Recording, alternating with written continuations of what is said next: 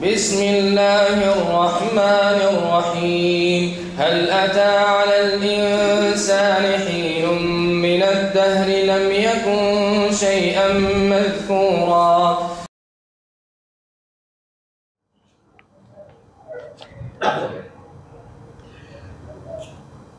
Assalamualaikum warahmatullahi wabarakatuh. Innal hamdalillahi nahmaduhu wa nasta'inuhu wa nastaghfiruh wa na'udzubillahi min syururi anfusina wa min sayyiati a'malina. May yahdihillahu fala mudhillalah wa may yudhlil fala hadiyalah. Asyhadu an la ilaha illallah wahdahu la syarikalah wa asyhadu anna Muhammadan abduhu wa rasuluh wa nabiyya ba'dah. Ya ayyuhalladzina amanu taqullaha haqqa tuqatih wa la tamutunna illa wa antum muslimun. Ya ayyuhan nasu taqu rabbakumul ladzi khalaqakum min nafsin wahidah wa khalaqa minha zawjaha wa bassa minhuma rijalan katsiran wa nisaa wa taqullaha alladzi tasaaluna bihi wal arham innallaha kana 'alaikum raqiba. Ya ayyuhalladzina amanu taqullaha wa qulu qawlan sadida yuslih lakum a'malakum wa yaghfir lakum dzunubakum wa may yuti'illah wa rasulahu faqad faza fawzan 'azima. Masyaallah muslimin, sidang sholat Isya dan sholat Tarawih Masjid As-Sakinah yang dirahmati Allah. Pertama-tama tetap marilah kita memanjatkan syukur kita kepada Allah SWT yang telah melimpahkan karunia dan kesempatan yang luar biasa kepada kita, sehingga pada hari ini kita masih diberikan kesempatan oleh Allah untuk beribadah kepadanya. Masyaallah muslimin yang dirahmati Allah, bahwa iman dan beribadah kepada Allah itu adalah merupakan nikmat yang sudah diberikan oleh kepada kita, petunjuk Allah yang diberikan kepada kita, bahwa dengan kita beriman dan kita melaksanakan apa yang diperintahkan oleh Allah, maka sebenarnya Allah telah memberikan petunjuk kepada kita agar kita nanti ketika di yaumul akhir, ketika sudah itu, maka kita tidak diazab oleh Allah Jalla Jalla. Oleh karena itu, maka ibadah keimanan kepada Allah itu adalah merupakan nikmat yang ditujukan oleh Allah kepada kita agar kita tidak diazab oleh Allah Subhanahu wa taala. Yang kedua, sekalian, salawat dan salam kita curahkan kepada junjungan kita Nabi besar Muhammad SAW sebagai uswatun hasanah. Karena dengan turunnya Nabi Muhammad SAW, maka kita pun diberikan petunjuk melalui Rasulnya mana jalan yang hak dan mana jalan yang hendaknya kita hindari. Tentunya itu adalah merupakan petunjuk rahmat juga ya, diberikan oleh Allah pada kita itu melalui junjungan kita Nabi besar Muhammad SAW. Masyaallah muslimin yang dirahmati Allah, dan alhamdulillah juga pada hari ini kita diberikan kesempatan oleh Allah untuk memasuki bulan Ramadan pada tahun ini. Ya, kita tahu bagaimana hiruk pikuknya bulan Ramadan, yang di situ banyak orang berlomba-lomba untuk mendapatkan kebaikan, amal dan sebagainya. Itu kita tinggal yang tahun dulu. Sekarang ini kita masuki pada yang tahun saat ini. Tentunya ini juga merupakan hal yang luar biasa diberikan oleh Allah pada kita ini. Oleh karena sama sekalian, tentunya dengan banyaknya nikmat yang telah diberikan oleh Allah pada kita ini, maka sudah selayaknya apabila kita bersyukur pada Allah ini adalah dengan melaksanakan perintah-perintahnya dan menjauhi larangannya. Dan barang siapa yang telah diberikan hidayah oleh Allah, maka tiada seorang pun yang bisa menyesatkannya. Dan barang siapa yang telah disesatkan oleh Allah Jalla, maka tiada seorang pun yang bisa memberikan petunjuk. Bagaimana seorang itu kok disesatkan oleh Allah Jalla dan dia tidak dapat petunjuk? Ketika seorang jemaah sekalian, seorang diberikan pengetahuan ilmu oleh Allah, dan kemudian dia melaksanakan apa yang ilmu itu dia peroleh, maka dia mendapatkan hidayah. Tetapi ketika seorang itu kemudian diberikan petunjuk oleh Allah, kemudian dia tetap pelanggarnya, maka siapa lagi yang akan bisa memberikannya petunjuk? Kemudian dikai hidayah oleh Allah saja sudah menolak, tidak mengikuti apa yang ditunjukkan oleh Allah Jalla itu. Itu sama sekalian tentang hadis itu seperti itu. Kemudian sama sekalian, yang berikutnya adalah hendaknya kita pun selalu mengatakan perkataan yang benar. Ya. Dan barang siapa yang kan dengan kita mengatakan perkataan yang benar, maka Allah pun akan mengampuni dosa-dosa kita dan menerima amal soleh kita. Itu jangan kita mengatakan perkataan yang benar. Jamaah yang dirahmati Allah, pada kesempatan ini karena ini malah adalah malam Ramadan yang pertama, tentunya kita juga tidak lupa menyampaikan bahwa besok itu kita telah melaksanakan ibadah puasa. Hari ini kita melakukan sholat tarawih, ya, kemudian besok kita melakukan ibadah puasa. Jamaah yang dirahmati Allah, bahwa puasa itu sebenarnya sudah ada sejak zaman dahulu kala itu. Sejak zaman Nabi Adam, Nabi Nuh, sebagainya itu puasa itu sudah ada. Nah, kemudian puasa itu adalah merupakan ibadah yang utama. Ibadah yang utama. Kemudian disebutkan juga dengan ibadah yang paling agung. Itu. Karena apa? Karena dengan berpuasa itu maka kita akan diberikan pelajaran oleh Allah SWT itu. Dan kemudian jadi puasa zaman sekarang itu tidak hanya puasa Ramadan saja, ada puasa Senin Kemis, ada puasa Yaumul Bid, ada puasa Daud, ada Idul Fitri, sebagainya itu puasa-puasa itu. Nah, kemudian tentunya juga Ramadan ini, malah kita diwajibkan untuk berpuasa. Seperti dalam Quran Surah Al-Baqarah ayat 103 sebutkan, ya ayyuhalladzina amanu kutiba alaikumusiyam kama kutiba aladzina min qablikum la'allakum tattaqun.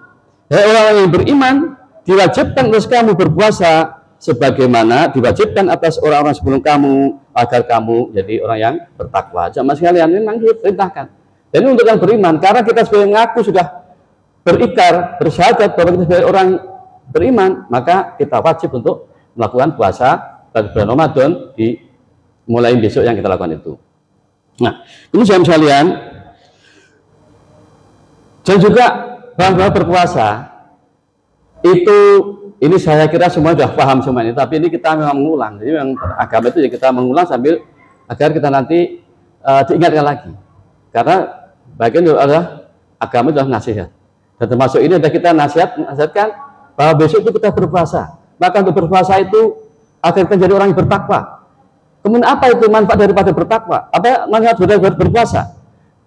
Di antaranya adalah kita agar mengetahui, karena kita berpuasa itu sama syariat, kita akan merasakan lapar. Jadi tidak ada orang yang berpuasa tidak lapar itu.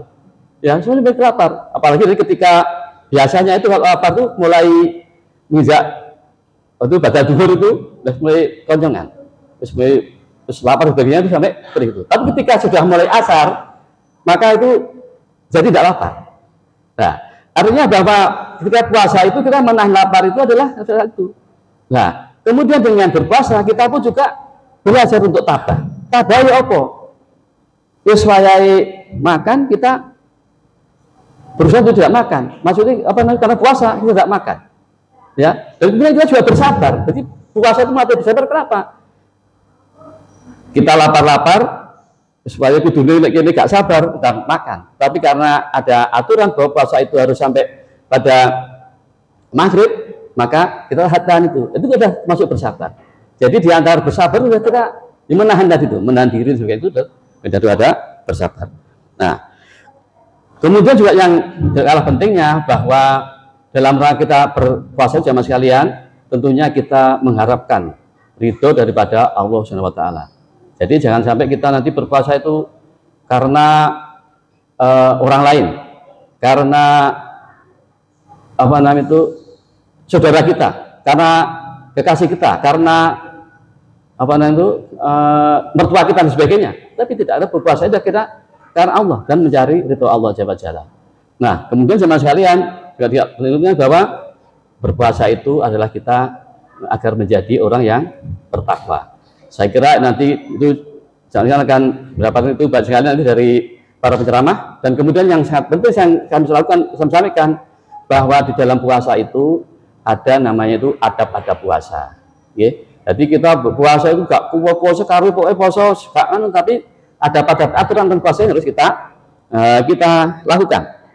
Nah, di antaranya adab-adab yang berpuasa itu, karena sekalian, itu adalah hendaknya kita niat yang tulus ikhlas semata-mata bagi mencari keridhaan daripada Allah Jalla Jalla.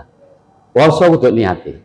Nanti bagaimana? Tidak diucapkan seperti kita enggak. Saat ini kita berniat, ya Allah saya berniat berpuasa ini dalam bulan Ramadan untuk menjaga keagamaan ya.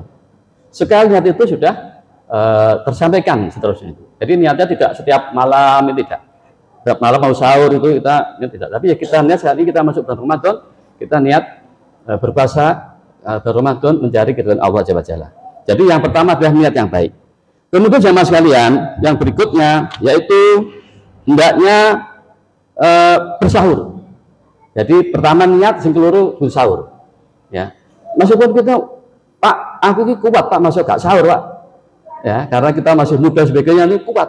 Tetapi misalnya begitu, adab yang berpuasa akan mendapatkan berkah daripada berpuasa itu, tetap kita melakukan sahur. Karena sahur itu dari situ ada barokahnya. Dan perbedaan antara ahli kitab dengan orang muslim itu tadi sahurnya itu. Ahli kitab dia berpuasa tapi dia tidak melakukan sahur.